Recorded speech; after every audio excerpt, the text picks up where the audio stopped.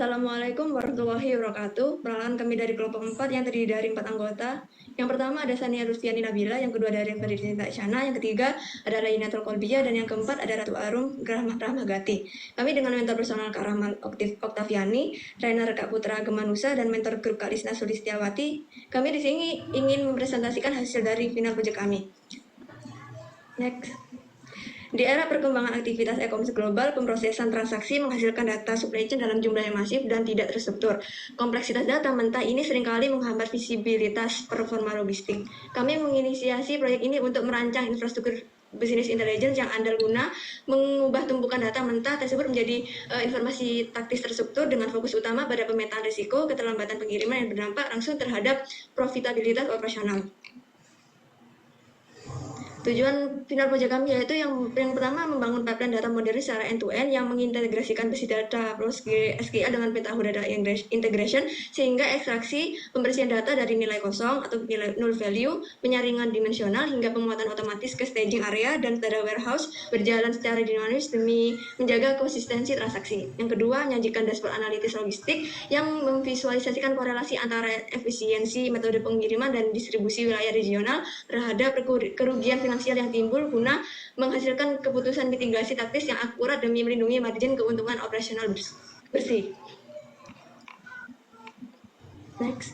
Untuk manfaat dari final project kami yaitu yang pertama membangun pipeline ETL otomatis dan dinamis menggunakan Pentaho Data Integration dari database operasional menuju staging area. Yang kedua, merancang struktur data warehouse efisien dengan pendekatan star skema yang terdiri dari 6 tabel dimensi dan 1 tabel fakta. Yang ketiga, menghasilkan insight risiko keterlambatan pengiriman berdasarkan metode pengiriman dan wilayah pasar regional.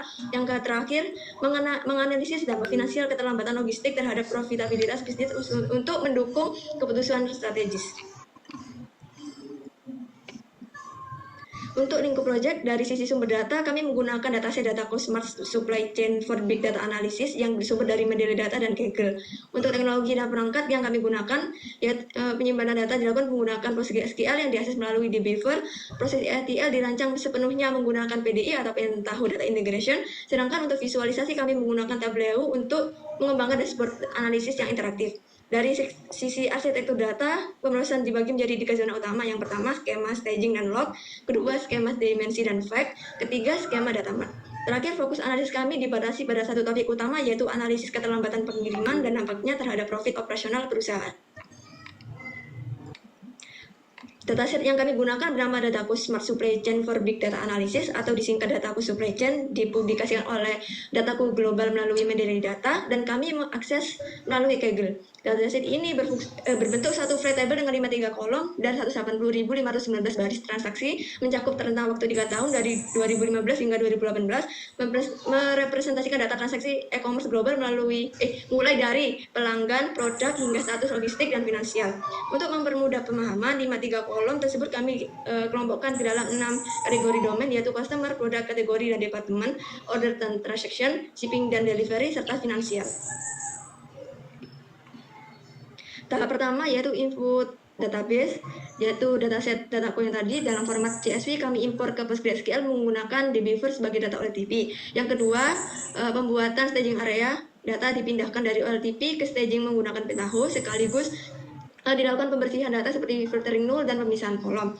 Tahap ketiga yaitu desain data warehouse. Di sini di tahap ini data staging ditransformasikan menjadi 6 tabel dimensi dan 1 tabel fakta menggunakan pendekatan star skema. Tahap keempat pembuatan data mart. Di tahap ini seluruh dimensi dan fakta digabungkan menggunakan Pentaho lalu diekspor dalam format CSV. Yang tahap terakhir yaitu pembuatan dashboard. Kami memvisualisasikan hasil analisis dan menggunakan Tableau dengan fokus pada analisis keterlambatan pengiriman dan dampaknya terhadap profit. Untuk tools dan teknologi yang pertama adalah PostgreSQL yang berfungsi untuk menyimpan seluruh data mulai dari OLTP, staging, data warehouse hingga data mart. Terus kedua dbeaver sebagai klien antarmuka untuk mengakses PostgreSQL termasuk import CSV dan eksekusi Square SQL. Terus ketiga yaitu PDI atau Pentaho tadi untuk membangun seluruh pipeline ETL dari staging hingga data mart. Yang keempat ada Tableau untuk membangun dashboard visualisasi bisnis. Yang kelima ada Python untuk pengecekan nilai nol dan nilai unik pada setiap kolom sebelum proses ETL.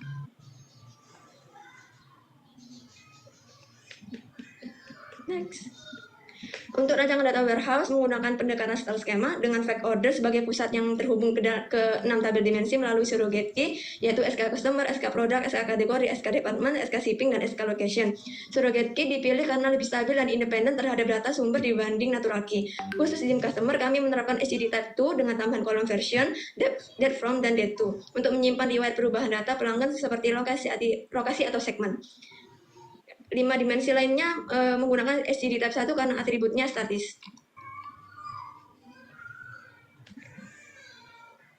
Proses input database dilakukan dengan mengimpor dataset dataku supply chain ke dalam PostgreSQL menggunakan dbeaver. Langkah pertama yang kami lakukan adalah membuat database baru dengan nama dataku supply chain melalui dbeaver dengan cara klik kanan pada koneksi PostgreSQL, memilih create new database menggunakan mengisi nama database, kemudian mengklik OK. Setelah database berhasil dibuat, kami melakukan proses import data dari file CSV dataset dataku supply chain ke dalam database tersebut. Seluruh kolom diimport secara utuh ke dalam PostgreSQL tanpa dilakukan perubahan apapun, sehingga data tetap dalam kondisi aslinya.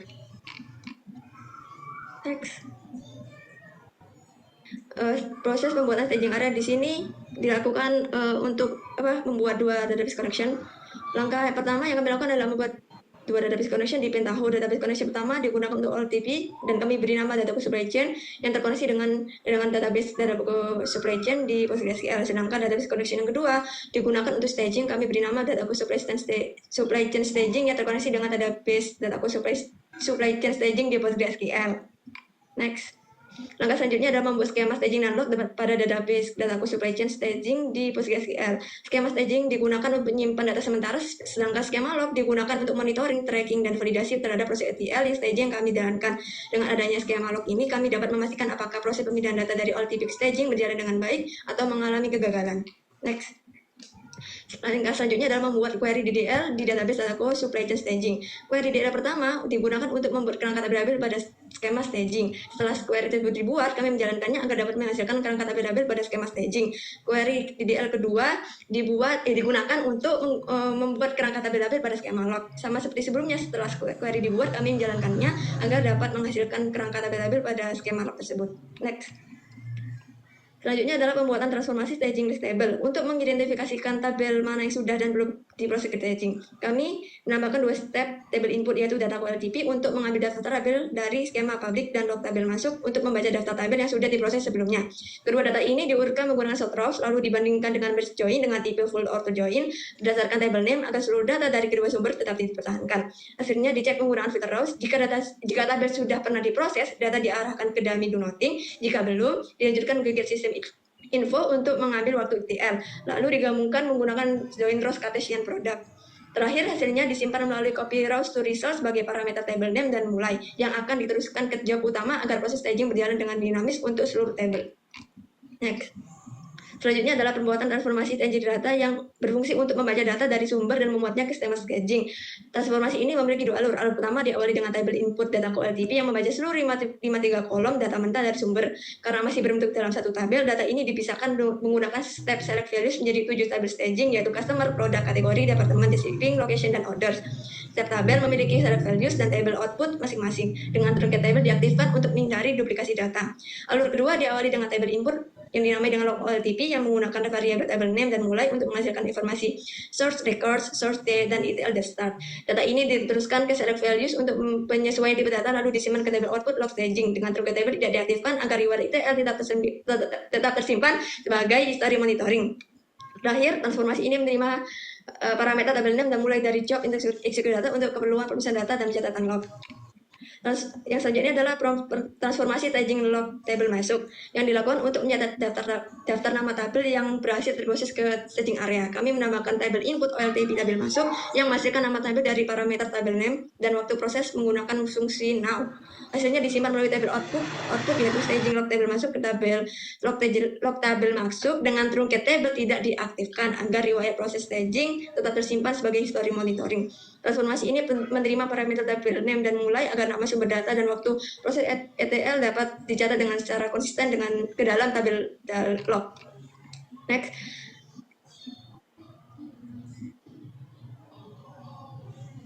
Selanjutnya pembuatan job execute data sebagai job utama eksekusi RTL yang menangani pemindahan data, validasi, dan catatan log. Diawali dengan step start, lalu step transformation TF di data untuk menjalankan staging di data dengan execute every input row aktif agar setiap table diproses otomatis dan parameter table name dan serta mulai diteruskan melalui pass parameter values to sub transformation. Setelah data dimuat, step SQL target records dan target date memperbarui jumlah baris dan waktu proses staging. Kemudian di step SQL logical melakukan validasi jika jumlah record sumber dan target yang sama, ya statusnya sukses. Jika berbeda, to be evaluated.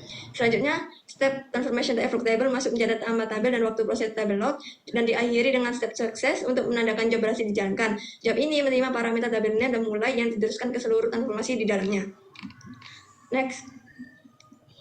Terakhir, pembuatan main job sebagai job utama yang menjalankan seluruh proses staging data secara otomatis. Diawali dengan step start, lalu step transformation to list table untuk menjalankan staging list table yang mengambil daftar tabel dan menghasilkan parameter table name dan mulai.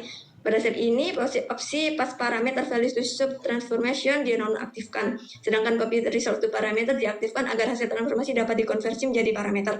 Selanjutnya, step job execute data yang menjalankan job execute data untuk membaca data dari skema publik, memuat ke staging, dan mencatat log ETL dengan execute every input row dan pas parameter values untuk sub transformation diaktifkan, dan diakhiri dengan step sukses menandakan keseluruhan proses staging data berhasil dijalankan.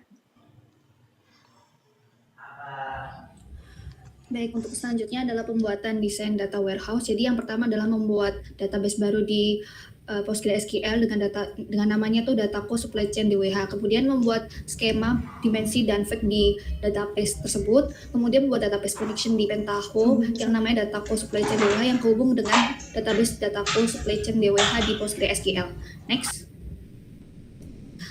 Dan ini adalah proses pembuatan untuk masing-masing tabel dimensi. Yang pertama adalah pembuat tabel dimensi customer dari transformasi dim customer. Jadi transformasi ini untuk menyimpan informasi pelanggan di tabel dim customer. Nah, transformasi itu menerapkan konsep SCD type 2 pada tabel karena data pelanggan dapat memungkinkan mengalami perubahan seperti perubahan kota atau state pelanggan yang apakah dapat berpengaruh terhadap keterlambatan atau profit. Sehingga penggunaan SCD type 2 bertujuan agar histori perubahan data customer tetap tersimpan. Meskipun terdapat perubahan data sistem akan menambahkan baris baru tanpa menghapus data sebelumnya. Next.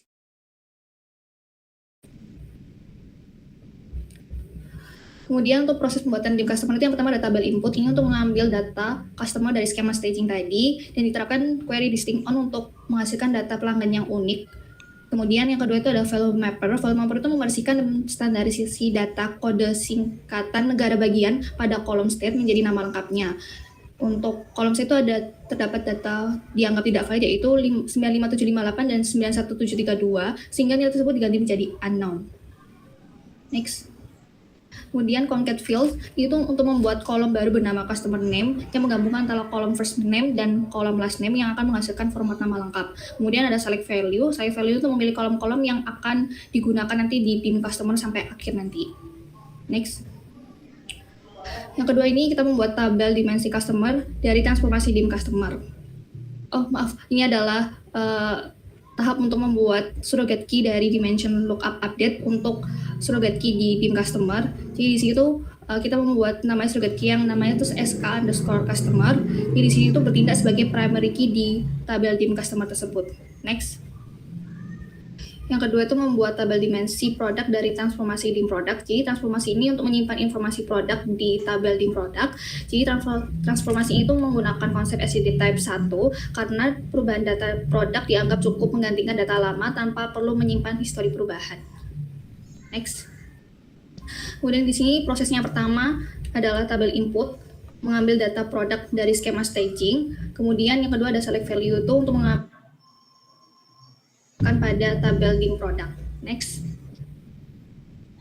Kemudian ada sort rows. Sort rows itu akan mengurutkan data di tabel dim product ini berdasarkan kolom product card ID. Kemudian ada add sequence. Ini tuh membuat yang akan menjadi primary key di tabel dim product. Kemudian ada insert update itu memasukkan data dan membentuk tabel dim product. Dan juga sekaligus memperbarui data. Next. Yang ketiga, membuat tabel dimensi kategori dari transformasi dim kategori. Transformasi ini tuh menyimpan informasi kategori produk di tabel dim kategori. Jadi transformasi ini tuh menerapkan konsep SCD type 1 karena kategori produk jarang berubah sehingga tidak memerlukan penyimpanan histori. Next. Jadi untuk proses dari tim kategori itu yang pertama adalah mengambil data dari tabel kategori di skema staging menggunakan step table input itu. Kemudian ada sort rows. Sort rows itu mengurutkan data pada dim kategori berdasarkan kolom kategori ID. Next. Yang selanjutnya ini membuat tabel dimensi kategori dari selanjutnya adalah membuat surrogate key bernama SK kategori melalui add sequence, dan kemudian ada insert atau update ini itu memasukkan data dan membentuk tabel dim kategori sekaligus memperbarui datanya. Next. Yang keempat ini kita membuat tabel dimensi departemen dari transformasi dim departemen. Di transformasi itu untuk menyimpan informasi departemen di tabel dim departemen, dan transformasi itu menerapkan konsep SCD type 1 karena nama departemen relatif stabil sehingga tidak memerlukan penyimpanan histori. Next. Untuk proses pembuatannya, pertama ada tabel input ini itu mengambil data tabel departemen dari skema staging, kemudian untuk sort rows untuk mengurutkan data departemen berdasarkan kolom departemen ID. Next. Dan kemudian membuat surrogate key bernama SK departemen yang akan menjadi primary key di tabel dimensi departemen. Kemudian untuk memasukkan data dan membentuk tabel dim departemen sekaligus memperbarui datanya. Next. Yang kelima ini membuat tabel dimensi shipping dari transformasi dim shipping. Di transformasi ini untuk menyimpan informasi pengiriman barang di tabel dim shipping. Jadi transformasi ini tuh menerapkan konsep SCD type 1 karena berisi informasi operasional pengiriman yang lebih cocok dianggap referensi saat ini sehingga tidak memerlukan penyimpanan histori. Next. Untuk tabel input mengambil data dari tabel shipping dari skema staging, kemudian sort rows itu mengurutkan data shipping itu berdasarkan kolom slide delivery risk, day shipping reel, dan day shipment schedule secara ascending. Next. Dan membuat surrogate key sebagai primary key nanti di tabel dimensi ini yaitu SK shipping, kemudian insert update untuk memasukkan data dan membentuk tabel dim shipping sekaligus memperbarui datanya juga. Next. Yang terakhir adalah membuat tabel dimensi location dari transformasi dim location. Jadi transformasi ini tuh untuk menyimpan informasi lokasi tujuan pesanan dan wilayah distribusi produk di tabel dim location. Transformasi ini tuh menerapkan konsep SCD type 1 karena lokasi geografis bersifat relatif tetap sehingga tidak memerlukan penyimpanan histori. Next. Untuk tabel input ini mengambil data tabel dari location, skema staging, kemudian mengurutkan data location ini berdasarkan order city, order state, dan order country. Next. Kemudian membuat surrogate key yang bernama SK location ini sebagai primary key di dim location. Kemudian ada insert update ini untuk memasukkan data dan membentuk tabel dim location sekaligus memperbarui datanya. Next.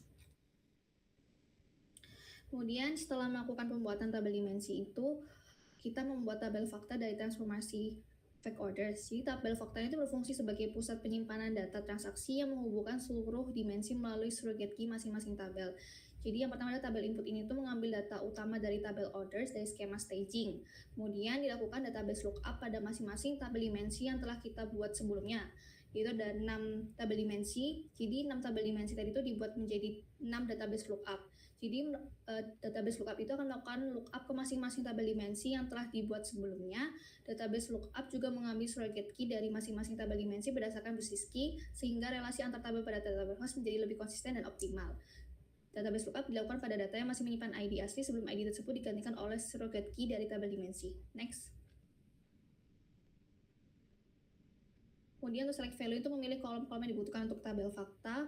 Kemudian add sequence itu membuat surrogate key yang akan menjadi primary key di tabel fake order ini. Kemudian tabel output ini adalah memasukkan seluruh data hasil transformasi fake order ini ke dalam tabel fake order target skema fake. Next. Jadi yang terakhirnya adalah pembuatan data mart. Jadi pembuatan data mart ini tuh diawali dengan mengambil data tabel fake order dari skema fake pada database tadi yang kita sudah buat sebelumnya. Jadi data mart ini tuh kita juga buat skema data mart itu di PostgreSQL di database yang sama dengan skema fake dan skema dimensi.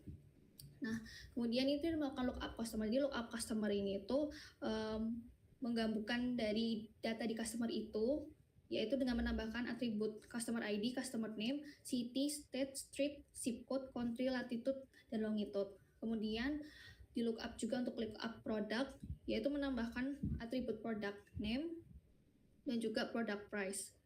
Setelah itu melakukan lookup kategori, yaitu menambahkan atribut kategori name. Kemudian lakukan lookup department. Jadi lookup department itu menambahkan atribut department name. Kemudian lakukan lookup shipping. Jadi lookup shipping ini tuh untuk menambah atribut, yaitu shipping mode, delivery status, late delivery risk, day shipping reel, dan day shipment schedule. Kemudian dilakukan lookup location, yaitu lookup location ini untuk menambahkan atribut order city, order state, order country, order region, market, order zip code. Ke-6 atribut tersebut ke dalam hal tersebut. Next. Jadi untuk selanjutnya ada select value. Jadi select value ini tuh untuk mengambil kolom yang dibutuhkan untuk data mart. Jadi di sini kolom yang kita ambil itu berjumlah 46 kolom. Next. Jadi ini adalah hasil data mart yang sudah dilakukan, yang sudah berhasil masuk ke PostgreSQL pada skema data mart pada database dataku supply chain DWH. Jadi itu adalah hasilnya. Next. Selain kita simpan juga di Postgre, data mart ini juga kami simpan dalam format CSV, dan ini adalah hasilnya dan sudah berhasil untuk menyimpan data mart tersebut. Untuk selanjutnya akan dijelaskan oleh teman saya untuk pembuatan dashboard pada Tableau. Baik, selanjutnya adalah visualisasi dan analisis.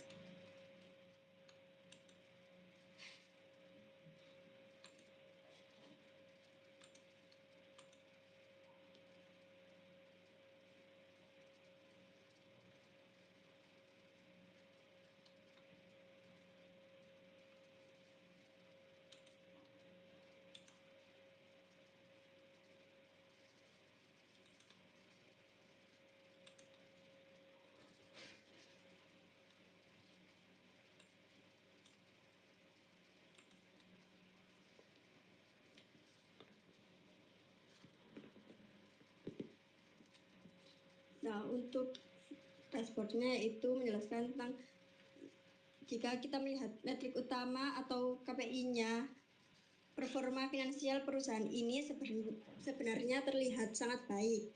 Tercatat ada 180.519 total pesanan dengan akumulasi profit mencapai 3,96 juta dolar, di mana rata-rata profit per order berada di angka 21,97 dolar.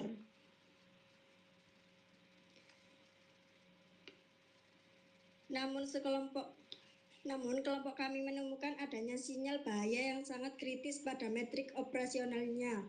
Late delivery rate atau rasio keterlambatan pengiriman perusahaan ini mencapai 54,83%.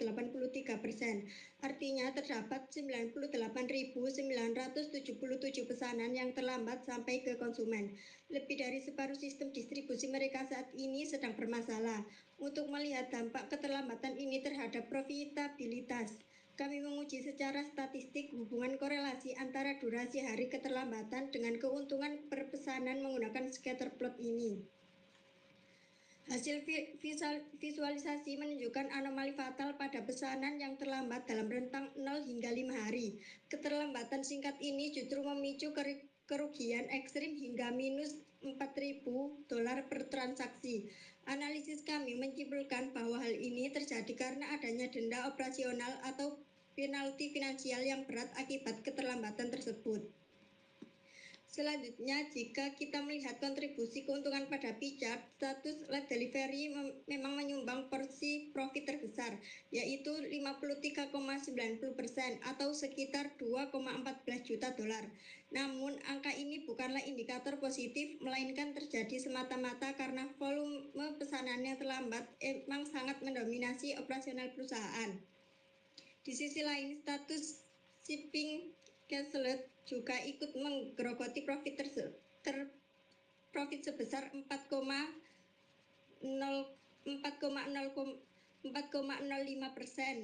Selanjutnya, analisis mengenai akar masalah dari kendala logistik ini akan dilanjutkan oleh rekan saya. Baik, sebagai langkah drill down untuk mencari akar masalah logistik, kami membedah data keterlambatan berdasarkan shipping mode atau jenis layanan pengiriman menggunakan bar chart. Di sini kelompok kami menemukan anomali manajemen yang sangat fatal, yaitu layanan premium first class justru mencatat tingkat keterlambatan tertinggi sebesar 95,61%, disusul oleh second class dengan 77,65%. Sebaliknya, layanan reguler seperti standard class justru mencatat angka keterlambatan terendah dengan 38,46%. Ini menunjukkan adanya disfungsi sistematik pada jalur pengiriman prioritas. Kemudian, melalui line chart trend historis dari tahun 2015 hingga 2018, kami memantau apakah masalah ini bersifat musiman atau struktural. Hasilnya menunjukkan rasio keterlambatan global terus macet dan konsisten berada di rentang 51% hingga 55% selama 4 tahun berturut-turut. Ini menandakan masalah ini sudah bersifat jangka panjang dan masalah ini sudah belum berhasil diintervensi oleh manajemen. Jika ditinjau secara spasial atau geografis, melalui visualisasi peta, wilayah dengan intensi warna pekat seperti pasar Eropa dan Amerika Latin tercatat sebagai area dengan keterlambatan tertinggi yang memerlukan evaluasi penempatan gudang lokal atau pergantian mitra kurir. Terakhir, berdasarkan analisis horizontal bar chart, untuk segmentasi produk, kami menemukan bahwa lini produk golf bags and cart menjadi kategori yang paling rentan dengan rasio keterlambatan mencapai 68,85%. Diikuti kategori pet supplies 58,94% dan soccer di 54,35%.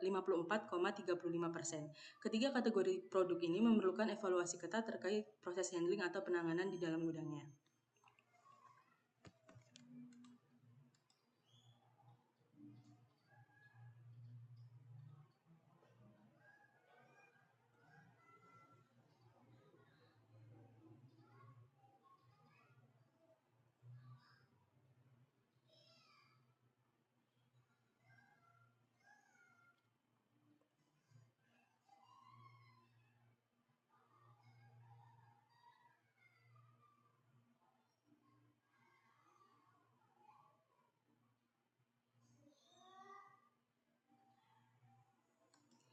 Kesimpulan, berdasarkan seluruh tahapan implementasi proyek ini, dapat disimpulkan bahwa pipeline ETL berhasil dibangun secara dinamis, menggunakan Pentaho untuk memindahkan lebih dari 180.000 baris data dari PostgreSQL ke staging area tanpa duplikasi. Perancangan data warehouse berbasis star schema juga berhasil diimplementasikan melalui 6 tabel dimensi dan 1 tabel fakta dengan storage key, serta penerapan SGD Type 2 untuk menjaga historisitas data pelanggan. Pada tahap akhir, data berhasil diturunkan menjadi data mart dalam format CSV yang kemudian divisualisasikan menggunakan tableau menjadi dashboard interaktif yang memetakan risiko keterlambatan pengiriman beserta dampak terhadap profit operasional perusahaan. Next. Pada bagian saran ada 3 poin yang kami rekomendasikan untuk pengembangan ke depan. Pertama, menerapkan metode incremental load atau delta loading pada Pentaho agar proses ETL lebih cepat dan hemat beban server dibandingkan metode truncate dan load yang kami gunakan saat ini. Kedua, melakukan evaluasi sistem logistik dengan memanfaatkan insight dashboard untuk meninjau kinerja mitra pengiriman pada wilayah beresiko keterlambatan tinggi seperti LATAM, serta mengkalibrasi ulang estimasi hari pengiriman. Dan ketiga, mengintegrasikan analisis prediktif berbasis machine learning menggunakan Python untuk mendeteksi potensi keterlambatan secara real time sebelum data masuk ke data warehouse guna memitigasi kerugian profit secara preventif. Sekian presentasi dari kelompok kami, kurang lebihnya mohon maaf. Assalamualaikum warahmatullahi wabarakatuh.